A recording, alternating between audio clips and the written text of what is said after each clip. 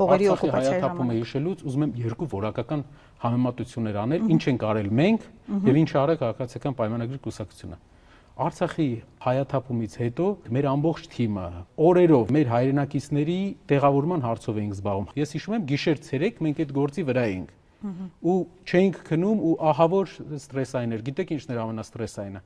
Երբ որ Տաշիրում էինք գտնվում ու արցախցիները գալիս էին, երևի ամեն երրորդ մեքենան որ գալիս էր կամ չորրորդ, հայրը մեքենայում չէր։ Նկար էին բերում։ Հոր նկարը ու պապի նկարը մեկ-մեկ։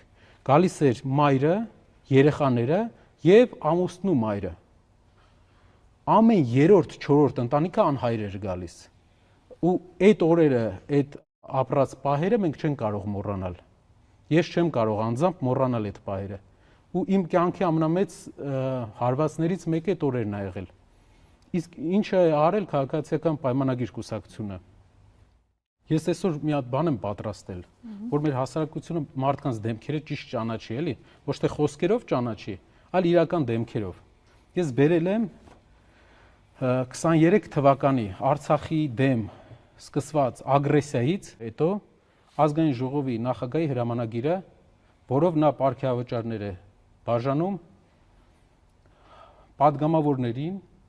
եւ աշխատակազմին ազգային ժողովի։ Սա